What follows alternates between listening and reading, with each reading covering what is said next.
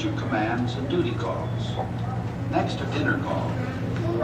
Roast beef. Which could be easily carried to the pocket. A Union song called Battle Cry of Freedom.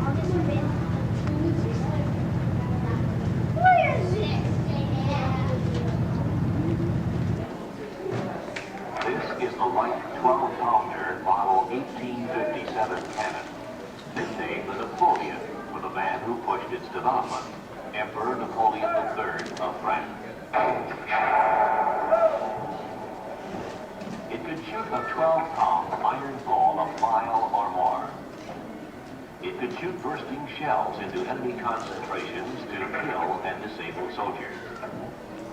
It could fire canisters, tin cans filled with solid iron balls, into charging soldiers at point-blank range. The Napoleon was a very effective weapon, the most widely used artillery piece on both sides of the Civil War. A good gun crew can fire 4 aimed shots a minute with the Napoleon. But it takes, under ideal conditions, 10 men to do it. 2 men, the highest ranking, are full-time observers. One, a commissioned officer, is the chief of section, commanding this gun and one other. The other man, a non-com, is chief of the piece and commands this gun. Both men watch the effects of the firing and order changes as needed. 2 more men are stationed some distance behind the gun, where they take care of the limber and its ammunition chest. Still another man runs back and forth, carrying ammunition up to the cannon. 5 men are stationed at the cannon, but only one of them, the gunner, has a rifle. The rest are simply numbered. The gunner gives the orders to load and fire the cannon. It is he who actually aims the gun, using a brass sight, but relying mostly on knowledge and experience. He chooses the right ammunition, estimates the range, judges the elevation, and calculates the effect of wind on his shot. And he does it almost instinctively.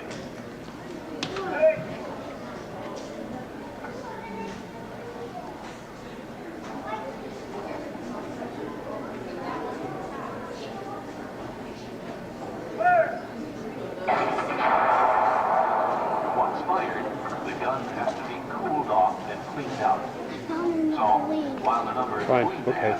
Comes the vent, cutting off air to anything burning inside. The number 1 man of the crew sponges out the barrel. By this time, the ammunition carrier has brought up another round ready for loading. Each round of ammunition is made up of 3 parts. A flannel bag containing 2.5 pounds of black powder, a wooden disc called a sabot, and a 12-pound iron ball, all held together with metal straps and cord. When this package is rammed down the barrel, the powder bag winds up directly beneath the vent. But while the sponging and loading are taking place, the gunner is setting his sight, gives the order, rams his sight, and moves back out of the way to watch the shot. The flannel bag is pierced from above with a sharp metal pick, exposing the gunpowder for instant ignition.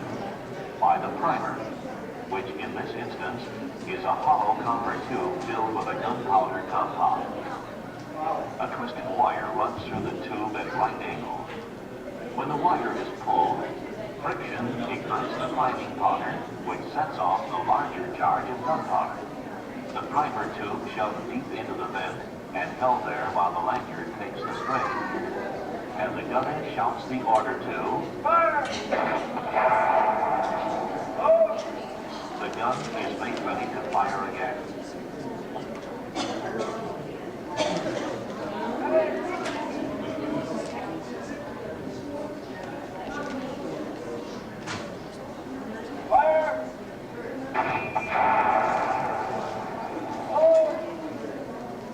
The Battle of Gettysburg was one of the most decisive battles in history.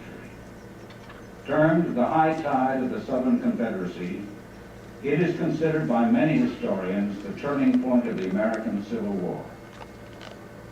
Your present position is indicated by the white light on the map. The town of Gettysburg is north of us, about 1 mile. Note that the map is oriented as marked along its edges. Near the end of June, part of the invading Confederate Army passed 25 miles beyond the town of Gettysburg. Now, on July 1st, the whole Army, led by General Robert E. Lee, was converging from the west and north. General George Gordon Meade, commanding the Northern Army, moved his forces in from the south of Gettysburg.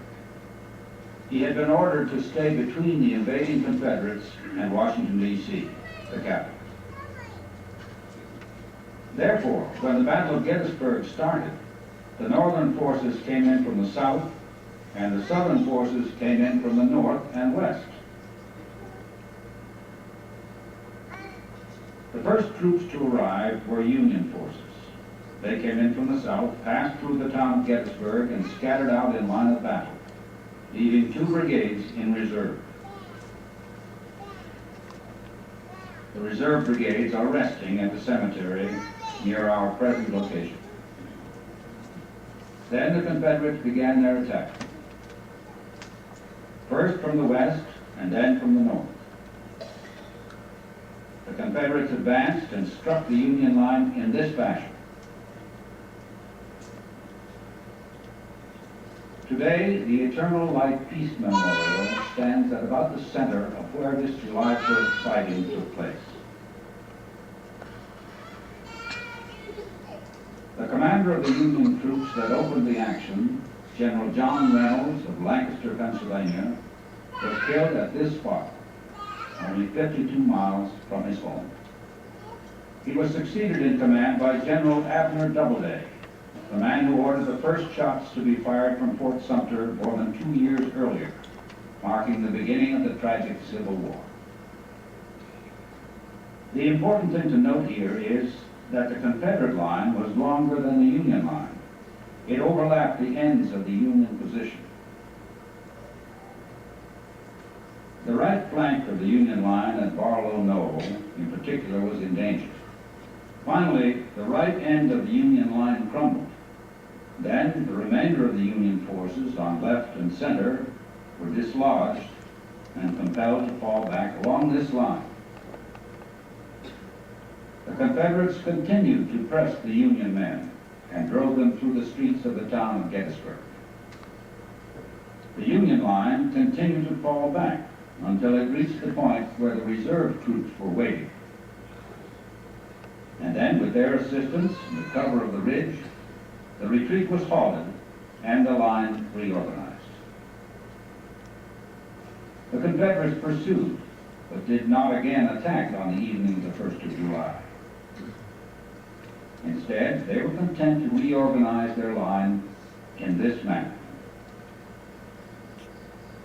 And as the campfires began to appear behind the lines the night of July 1st, the two armies occupied these positions.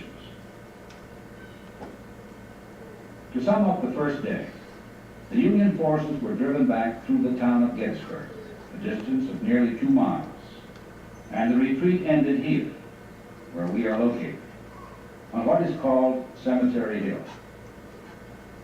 In the meantime, the Confederate commander, General Lee, arrived on the field and made his headquarters here. General Meade, the Union chief, arrived and made his headquarters there. Meade's headquarters is just about 600 yards south of the visitor center, our present location.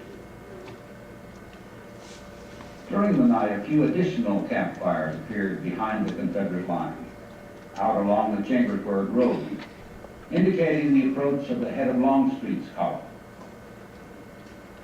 Lieutenant General James Longstreet commanded the First Corps of the Confederate Army and was a trusted friend and confidant of General Lee. His approach would not have been as consoling to the Confederates if they could have seen the great number of additional campfires springing up in the Union rear, indicating the arrival of many more Union forces. This buildup of Union power took shape throughout the morning of July 2nd. As the campfires winked out behind the lines, the newly arrived Union troops moved into position along the front. No fighting had occurred during the night of the 1st or the morning of the 2nd, and that is the appearance of the two lines as they approached the first fighting on the second day at Gettysburg. The Third Corps of the Union Army, under General Daniel Sickles, advanced to a new position ahead of the Union position. When Sickles reached that point, he received word that Confederates were moving from the west. This was Longstreet moving in. Sickles' line was spread out in this way. An angle was formed in the line at the famous peach orchard along present-day Business Route 15, the Emmitsburg Road, the road to Washington. The left of the line rested at a large ledge of rocks called the Devil's Den. Longstreet is ready. His men come forward in line of battle from Seminary Ridge. He opens by advancing his right toward Big Ground Top, the large hill at the southern end of the battlefield. Big Round Top held no immediate importance because it was wooded and too rugged for artillery. The smaller hill to the north, Little Round Top, had recently been cleared of trees. It became a key position at Gettysburg. If the Confederates had occupied this hill, the smaller one, they may well have won a victory at Gettysburg because, from the crest, their guns would have commanded all of the ground between our present location and Little Round Top. The man who is sometimes called the savior of Gettysburg, General Gouverneur K. Warren, rode to the hill and realized its importance. When he saw the Confederates coming, he rushed a brigade of 1,300 men to guard it. And just as the brigade was positioned, the Confederates struck in this fashion. The one brigade checked them until another arrived. Then the two brigades stopped the Confederate advance and compelled them to fall back into the valley. In the meantime, additional Confederate units were moving in. The Union forces in Devil's Den were driven back into the Valley of Death. The Union forces in front of these Confederates were driven back across the wheat field. 7 Union brigades plunged in and regained the wheat field. 4 of these brigades are the same 4 that were back here.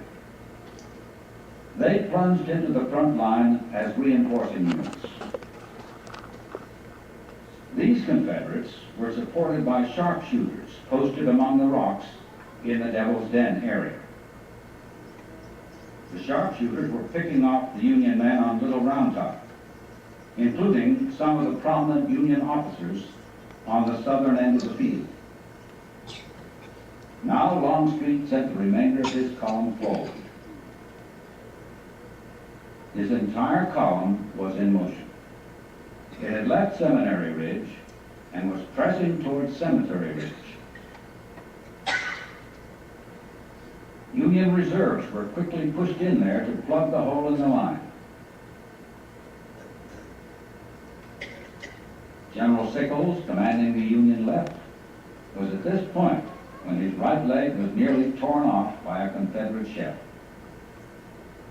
The one-legged officer outlived all the other corps commanders who fought in the battle. Sickles died in 1914, 51 years after he lost his leg on this field. Longstreet's Confederates continued their advance. They swept through the peach orchard and drove the Union line back in this fashion. The Union forces in this sector were driven out, and Longstreet's troops moved into the wheat field, fought their way through the wheat field into the Valley of Death, and launched another assault on Little Round Top. But again they were stopped when they bumped into that little hill. The farthest advance of that particular portion of Longstreet's column is marked by the little stream in the Valley of Death, which became known as Bloody Run. In the meantime, the left of the attacking column, part of A.P. Hill's corps, had swept the Union line back to Cemetery Ridge. They were stopped because of that ridge, and because the Union reserves, many of them from the right of the line, were rushed forward. They went into line of battle along the ridge, bolstering the line, stopping Hill's advance and compelling them to turn back. The right wing withdrew first. Then Union troops struck the center to the edge of the wheat fields, where they stopped. The wheat field stood between the two lines, now a bloody no man's land. This little green light indicates the location of a portion of the 1st Minnesota Regiment. During the action we have just covered, this one regiment attacked and stopped 2 brigades, but lost almost 70% of its men engaged. Most of the losses were suffered in about 15 minutes. The Confederates in that sector were in open fields. And if the advance stopped, they couldn't stay out in the open, so they fell back, first along this line, and then back to the protection of Seminary Ridge. These Confederates on the right stayed in their advanced position. They were protected by trees and rocks. That ended the fighting on the southern end of the field during the second day. We move now to Culp's Hill, the right flank of the Union Army. We are here. Culp's Hill is 3/4 of a mile east of this visitor center. Spangler Spring is located at the base of that hill. Most of the Union troops on Culp's Hill had been withdrawn. They were among the troops that went out to help stop Longstreet, leaving just this one brigade to guard the hill. The evening of July 2nd, 3 Confederate brigades moved against one Union brigade, fighting behind rock and log barricades. The Northern soldiers could not be dislodged, but the Confederates found light resistance on the south slope of the hill. They moved into the empty trenches of the withdrawn Union troops, and then the Confederates stopped. One could ask, why did they stop? They had moved against the hill late in the evening, and the falling of darkness hampered their movement over unfamiliar ground. Also, in those days, communications depended on daylight. Somebody on foot or on horseback carrying a message. Then, too, they were afraid the Union forces might be retiring deliberately, baiting them into a trap. Uncertain, they decided to wait until daylight. During the night, the Confederates were reinforced by 4 brigades. But the pause in the battle was fatal. It gave the Union officers time to return all of their troops and to add reinforcements. On the morning of July 3rd, the last day at Gettysburg, the Union position was too strong, and the Confederates had lost their chance. They hammered each other for 7 hours in what some called the bloodiest fighting of the war. About 11 o'clock, the Confederate officers, realizing that it was a waste of life to continue the conflict, ordered their men to withdraw, and in breaking off the engagement, ended the threat to the Union right flank. That brings us to Longstreet's assault, popularly known as Pickett's Charge, considered by some the turning point in the 4-year American Civil War. The attack occurred in the afternoon of the last day at Gettysburg. The Confederates withdrew from Culp's Hill at 11 in the morning. From 11 until 1 in the afternoon, the field was quiet. Lee was preparing the stage for one of the great infantry charges of history. Meade, anticipating that another assault would be made, was preparing to repulse it. They were juggling positions. Finally, the two armies were in position along these lines. Lee maneuvered nearly 12,000 men into line of battle. Keep in mind that we are located here. The center of the Union line became known as the high water mark, meaning the high tide of the Confederacy, the high point of the Confederate military achievement. After Gettysburg, the tide of the Confederacy receded. The Union center was separated from the Confederate attacking column by almost a mile stretch of open fields. 12,000 men were going to cross those open fields. Longstreet was fearful. He doubted its chance of success. But Lee knew they were running low on supplies on unfriendly soil and must have the victory which had seemed so close in the last 2 days. He decided that the gain would be worth the risk. Some 150 cannons on Seminary Ridge opened fire upon the Union center. Many of the trees in the grove at the corner of this building were blasted to splinters. A few minutes later, over 100 Union guns here along Cemetery Ridge answered. For 2 hours, the hills shook during the thunderous barrage. Then the Union officers, believing that the assault would soon follow, ordered their guns to stop firing in order to prepare for it. The Confederate officers, noting the break in Union fire, thought that the Union line was demoralized. A reluctant nod from Longstreet was the signal that sent 12,000 men, rank upon rank, with banners waving, marching across open fields. They didn't rush at first. They marched. The Union guns were silent, waiting. And then suddenly these 12,000 men discovered they were facing a roaring volcano. The Union guns had reopened. The Confederates continued marching until they reached this point. Then they halted, reorganized, and rushed in the face of cannon loaded with canister, like giant shotgun shells. Still they came. Finally, butternut brown uniform melded with the blue in a bloody hand-to-hand conflict. The lines became entangled. Thus did the divided nation drain its own lifeblood. Brothers fighting brothers, each for the cause he thought was right. 50 minutes. 50 minutes.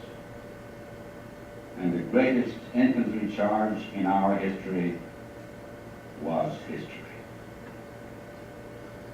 Of the 12,000 men who started the charge, over half did not come back. In Pickett's division alone, all but 3 of the field officers were dead or wounded, including 3 generals. Entire regiments disappeared. Fewer than 1,000 of Pickett's soldiers answered the next morning's roll call. Note that the Confederate attack was split into 2 columns. The main column here. The smaller column, confused by the smoke, attacked slightly to the south. 2 Union regiments, consisting of troops from the state of Vermont, daringly advanced into the gap created in the Confederate lines. They wheeled to the right, facing north, and raked the flank of the larger Confederate column.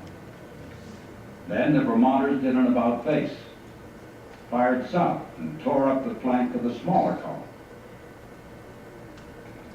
These 2 small regiments effectively demoralized the flanks of Longstreet's 2 columns. The Confederates fell back to Seminary Ridge. The final maneuver at Gettysburg occurred 5 miles east of the main battlefield. Several brigades of Union cavalry under General David M. Gregg were patrolling those fields. One of these brigades, George Armstrong Custer, who would later make a last stand against the Sioux Indians in Montana, the Battle of Little Bighorn. Lee ordered the famous Confederate cavalryman Jeb Stuart, who had come onto the field from the north, to swing around the Union right to a position behind the Union Army, to have his cavalry in position behind the Union lines when Pickett's troops broke through. There would then be infantry in front, cavalry poised in the rear. Lee intended to use his cavalry to complete the Union rout once Pickett broke through. But Stuart ran into trouble. When he reached this area, he was spotted. He came into line of battle to find the 2 Union brigades blocking his front. He sent forth his first units as snipers and skirmishers. One of the Confederate brigades ran out of ammunition and was compelled to withdraw. The remainder of the Confederates advanced and were caught. The Union troops were firing on them from 3 different angles. Stuart, hampered in his movement, ordered the Confederates to withdraw. He left the field to the 2 Union brigades and retired. The last Confederate thrust at Gettysburg had been made. The high water mark, more years, the Confederate cause for which her sons had fought so bravely was doomed. The following day, July 4th, the 2 armies sat, facing each other, nursing their wounds. During the evening of July 4th, in a pouring rain which must have reflected their mood, Lee, Longstreet, Ewell, Hill, Stuart, the entire Confederate army, 30% of the armies in